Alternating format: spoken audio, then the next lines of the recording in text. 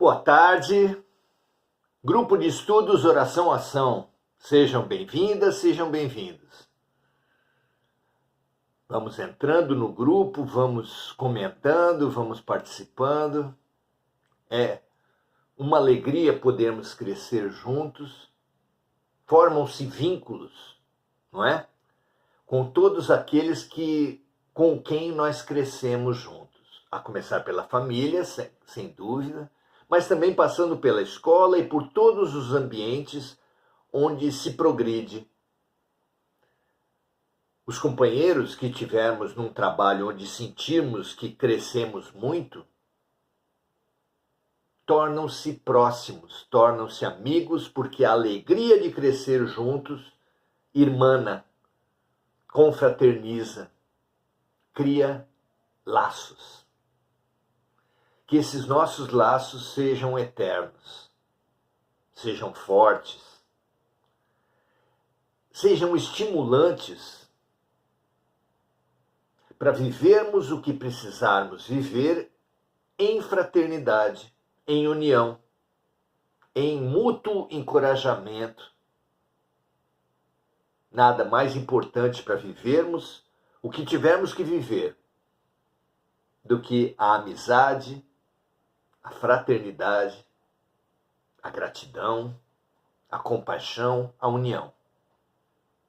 Que assim seja conosco. Treinemos enquanto é tempo para chegarmos nas provas que certamente virão, o mais fortalecidos, o mais irmanados possível. Um grande abraço a todos. Vamos chegando, sejam todos muito bem-vindos. Hoje vamos continuar nossos estudos. O livro é O Consolador. São 411 perguntas, abrangendo os 3 campos do conhecimento humano: ciência, filosofia e religião. Já estudamos as perguntas, as respostas de Emmanuel, através de Chico Xavier, para as perguntas do campo da ciência. Agora estamos para as perguntas no campo da filosofia. Especialmente, estamos estudando já vários encontros, perguntas relativas ao fenômeno morte. Fenômeno extremamente importante para estudarmos. A comparação que fazemos é como poderemos preparar a mala para uma viagem se nada soubermos sobre o destino. Não soubermos o que faremos, quanto tempo ficaremos, que atividades serão desenvolvidas, como são as exigências, as necessidades do local para onde vamos. Impossível fazer uma mala. Ou levaremos tudo o que temos, mesmo assim sem segurança, ou então, o mais lógico, é fundamental buscar informações sobre o destino. E o nosso destino, inevitavelmente, é a pátria espiritual. Todos morreremos, todos deixaremos nossos corpos, todos seremos endereçados para a pátria espiritual. Conhecer que valores, que atividades, que necessidades teremos nessa nova condição da vida, porque a morte é apenas um novo estágio da vida, é extremamente importante. Só morrerão bem aqueles que viverem bem. Só terão uma vida boa após a morte aqueles que tiverem vivido bem a sua vida e a sua morte. E para isso é fundamental a informação. Informemo-nos então a partir das lições trazidas pelos próprios mortos, os espíritos. Espíritos sábios são instrutores preciosos para todos nós. E todos nós temos um espírito sábio nos protegendo. É o nosso espírito protetor, nosso anjo de guarda, que ao lado de espíritos familiares formam uma família espiritual que torce e trabalha por nós. Deixemos-nos preencher desse amor, dessa proteção, dessa luz, dessa coragem que eles nos transmitem. E certamente viveremos muito melhores. Muito bom. Vamos então para o nosso estudo. Hoje estamos na pergunta, deixa-me ver, pergunta 156 e 157, onde vamos compreender um pouco mais sobre a questão da preparação para a morte. Como nos preparamos para a morte? Já dissemos que no campo geral, morre-se melhor quem viveu melhor. E vive no plano espiritual melhor quem morreu melhor e viveu melhor. Porque a vida é um contínuo, onde estamos sempre plantando e sempre colhendo. Se estamos colhendo dificuldades hoje é porque plantamos dificuldades. E se queremos facilidades, queremos mais luzes para o futuro, precisamos plantar melhor agora para colher melhor ainda no futuro. Não há outra receita. É lógico, é natural. Seria um absurdo se assim não fosse. Não é? Então vamos à pergunta. Deixa-me ver se eu estou certo. 156. Pergunta-se o seguinte para Emmanuel. Os espíritos, logo após a sua desencarnação, ficam satisfeitos pela possibilidade de se comunicarem conosco? Todos os espíritos, após a morte, buscam a comunicação com os que ficaram? Saberão fazer isso? Terão possibilidades? Vamos ver a resposta de Emmanuel. De um modo geral, muito reduzido é o número das criaturas humanas que se preparam para as emoções da morte. No desenvolvimento dos seus trabalhos comuns na Terra, e frequentemente as meditações da enfermidade não bastam para uma situação de perfeita tranquilidade nos primeiros tempos do além-túmulo. Então, na inércia, nos hábitos comuns do ser humano, da nossa condição espiritual, são raros aqueles que se preparam para a morte. E mesmo aqueles que têm a oportunidade de fazer a passagem através de uma encarnação prolongada, mesmo esses, segundo Emmanuel, quase nunca conseguem uma perfeita preparação para a vida após a morte.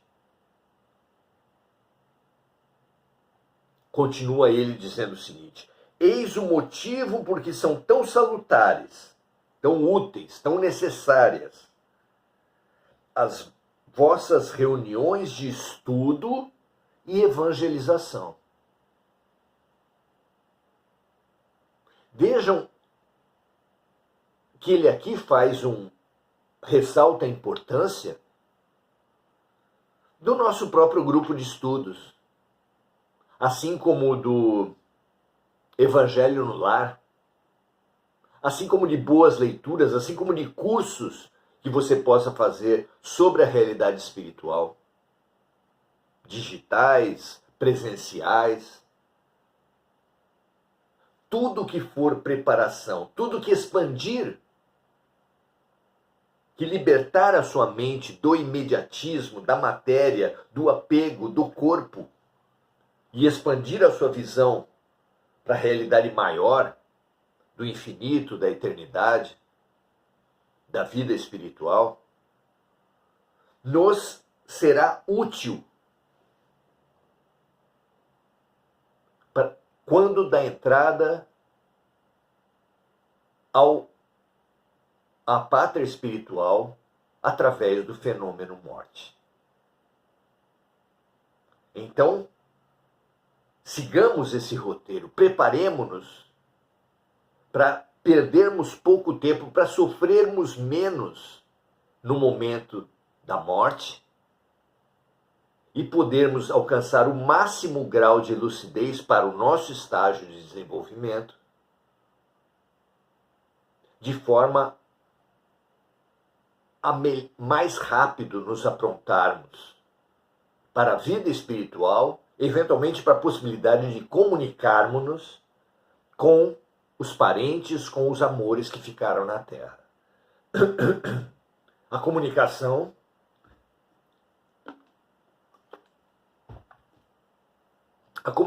nem sempre será pela mediunidade,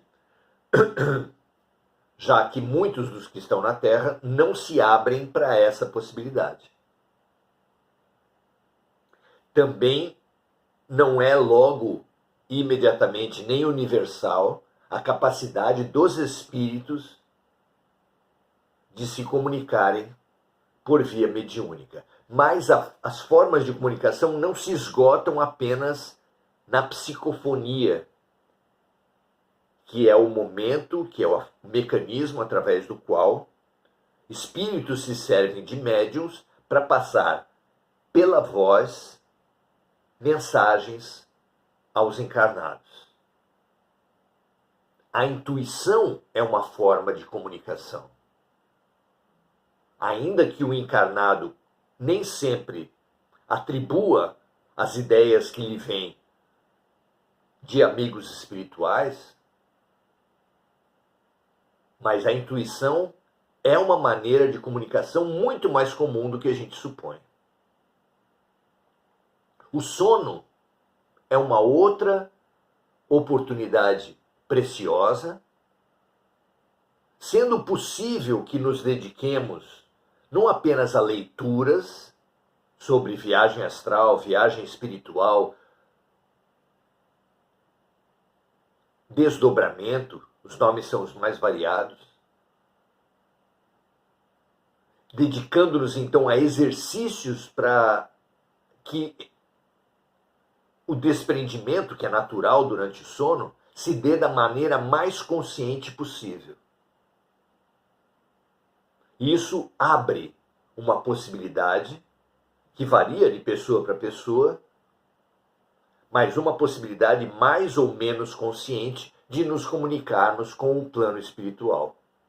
Então a mediunidade, ela é treinável, ainda que não seja única para todos, ainda que tenha uma importante dependência do próprio aparelho orgânico. A viagem astral, ela é treinável, representa uma outra possibilidade grande de comunicação com os espíritos. E a vigilância, a oração e a vigilância, vigiai e orai, como receitou Jesus, é um instrumento mais precioso, porque se você desenvolve formas de viagem astral, ou mesmo a da mediunidade, mas não se atenta, não busca uma sintonia elevada, você pode ficar pode ser inclusive que essa relação com o mundo espiritual seja prejudicial para você mesmo. Porque ter uma comunicação não é suficiente, como na internet, como nos telefones, em todos os meios de comunicação. É importante tanto você ter um aparelho celular para fazer mensagens, videochamadas, mas também que você tenha boas amizades, boas relações. Porque não é automático para todos aqueles que têm celular receberem mensagens úteis que propiciem a expansão da perspectiva e do conhecimento. Só receberão mensagens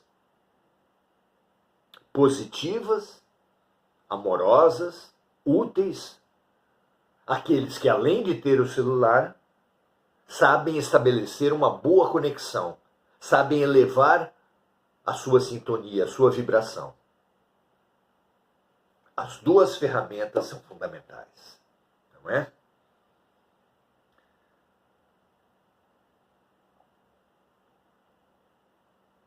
Então, se ainda aqui, antes da morte, em vida, fizermos reuniões de estudo e evangelização,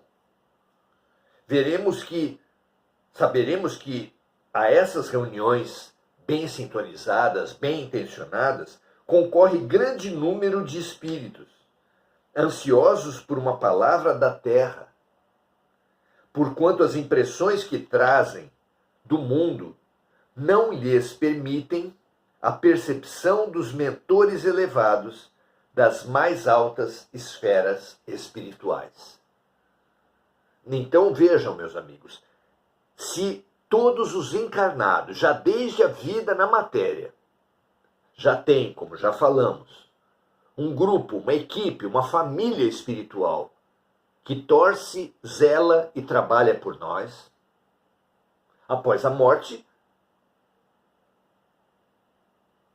vai ocorrer uma continuidade dessa relação, mas a maioria dos encarnados, justamente pela baixa sintonia, por não terem vivido em abertura para comunicações mais profundas, amplas e benéficas, espirituais, após a morte, continuarão cegos e surdos para os amigos mais elevados.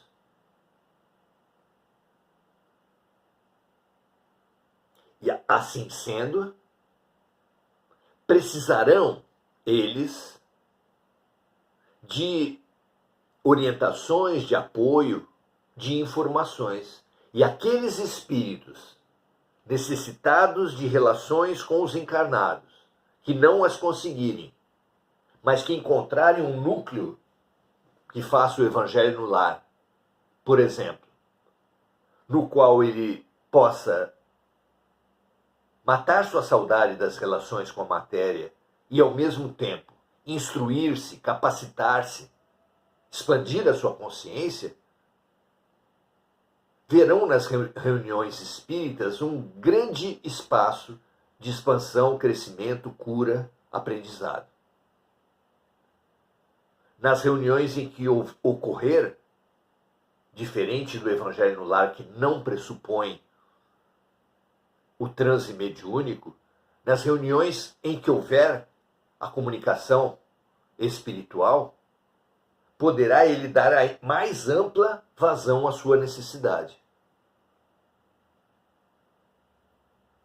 Se fora dessas reuniões, fora desses espaços, se ele tiver a prática, se o espírito desencarnado tiver a prática da boa conexão, do bom pensamento, tiver exercitado em vida o vigiar e orar, e encontrar nos seus queridos, na sua família, pessoas que façam também essa elevação de sintonia, conseguirão uma consoladora conexão, uma consoladora integração com os seus entes queridos. Mas é claro que isso não é universal. É uma conquista, tanto de desencarnados quanto de encarnados. Por isso, você que se desespera pela morte de um ente querido, informe-se, forme-se, dedique-se ao entendimento da mediunidade, da vida após a morte, para não perturbar o seu ente querido falecido e, mais que isso, não perturbar a você mesmo, para ajudar o seu ente querido falecido e para ajudar a você mesmo. Muito bom. Pergunta 157. Os espíritos desencarnados podem ouvir-nos e ver-nos quando querem? Como procedem para realizar semelhante desejo? Isso é possível, diz Emmanuel. Não quando querem, mas quando o mereçam. Mesmo porque existem espíritos culpados que somente muitos anos após o desprendimento do mundo conseguem a permissão de ouvir a palavra amiga e confortadora dos seus irmãos ou entes amados da terra, a fim de se orientarem no labirinto dos sofrimentos expiatórios. Recomendamos aqui a leitura do maravilhoso livro Nosso Lar, em que mostra André Luiz que no seu desencarne, absolutamente inconsciente da realidade espiritual, desinformado de todo,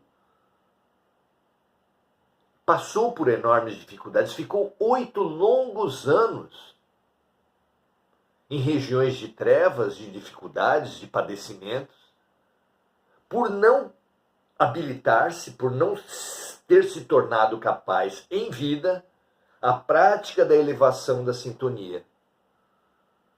Sua mãe, um espírito de grande estatura espiritual, tentava ajudá-la, mas ele não a ouvia. Sua mãe enviava amigos, espíritos elevados para ajudá-lo, e ele não os ouvia. André Luiz era surdo e cego. Precisou de muitos anos de padecimentos para ensaiar a oração que ele deveria ter praticado em vida. Não a oração de boca, a oração verbal, mas a oração que realmente melhora, mexe, eleva. Quando ele fez isso, ele passou a ver e ouvir, foi acolhido, foi encaminhado e chegou ao nosso lar. Veja, conheça o livro, é muito útil para o entendimento da vida após a morte.